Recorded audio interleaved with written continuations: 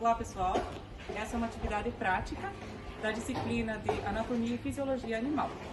Os acadêmicos do grupo são Aleph Felipe, Angelita Shirley Mulder-Chemer e eu, Valéria Vailá. Então, com o intuito de auxiliar a família do seu Júlio, que já trabalha com ovinos, e pretende diversificar a produção da agricultura familiar, eu venho aqui trazer, então, como incentivo, a propriedade dos irmãos Lago. É do Ricardo e do Rafael Lago e fica na linha Lago, interior do município de Porto Barreiro. Então, em conversa com o Rafael, ele contou-me que começou a atividade leiteira em 2008, com apenas 5 vacas. Foi com recursos próprios adquiridos e o sistema de produção na época era somente a pasto, com uma pequena quantidade de silagem e ração e um coxo lá no campo mesmo. Não tinha estrutura de barracão para tratamento nem nada. Com o passar dos anos, eles foram aprimorando isso, adquirindo mais vacas e principalmente o conhecimento do gado leiteiro. No momento, então, os irmãos Lagos possuem 142 vacas, sendo 58 em lactação, que é o que a gente vê nesse barracão aqui. E para que essa lactação seja boa, as vacas precisam ter conforto e também controle de temperatura e os aspersores para refrigerar o ambiente. Isso tudo compõe aqui um compost barn. Então, nesse local aqui ficam as vacas, 2 blocos de vacas em lactação e lá no cantinho tem umas de pré-parto. A temperatura ideal para esse barracão é entre 10 e 12 graus, Quando fica um pouquinho a mais do que isso, já são ligados os sistemas aí de refrigeração. Cada matriz leiteira, ela produz leite por aproximadamente 300 dias. E a média aqui da lactação, aqui das matrizes dos irmãos Lago, aqui, Rafael me contou que é 10.500 litros por parto. Cada parto, então, 300 dias, e o máximo que fica uma vaca aqui em alta produção são entre 2 e 4 anos, uma média aí de 3 anos. Para que haja um melhor controle de mastite e doenças do casco, o compost barn conta com uma grande cama, comum a todos os animais, que ela é feita com maravalha. A maravalha deve estar sempre limpa, e com uma umidade ideal para que haja uma fermentação e assim seja feito o controle das bactérias.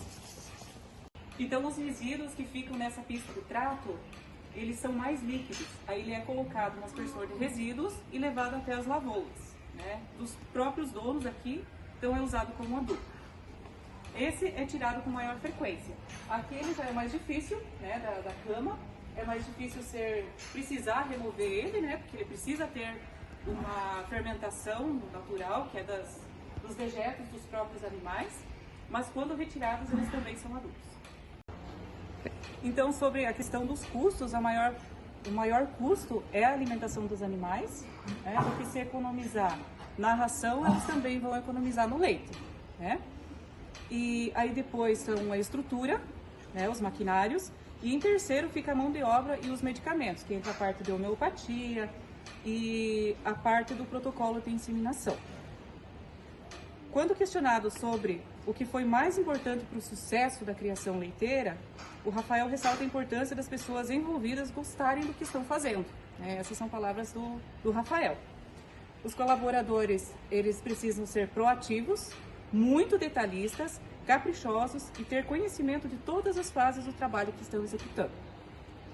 Então, eles precisam enxergar, no dia a dia, se alguma vaca está precisando de algum controle especial, que só na homeopatia não foi suficiente, Tanto a questão do amarelão, que de um dia para o outro pode ser, assim, crucial para o animal.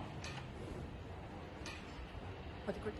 Então, aqui nós temos um lote das novilhas que foram inseminadas, mas ainda falta confirmação, Elas estão recebendo uma alimentação com feno e medicamentos homeopáticos, para evitar, então, os carrapatos, verrugas e o amarelão. Esse lote, então, é o último que foi inseminado. Aqui, então, é um lote de vacas que já foram inseminadas pela primeira vez, umas novilhas, na verdade, que foram inseminadas.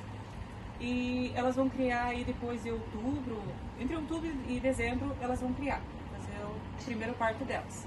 Então elas ainda ficam no regime semi-confinadas, ela ainda pega pasto, né? E aqui nós temos o lote de descarte. Esse realmente já foi o tempo delas, né?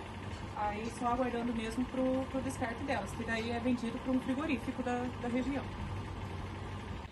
O Rafael ressalta também que a margem de lucro ela é bem estreita no gado leiteiro, né? Mas com muita responsabilidade, conhecimento e contando com colaboradores responsáveis, o lucro é uma consequência, né?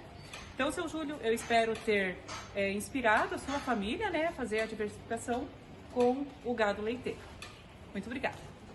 Esse é o Luciano, né, um dos responsáveis aqui do Compost Farm, e ele que nos deu também umas explicações aqui. Muito obrigada, Luciano.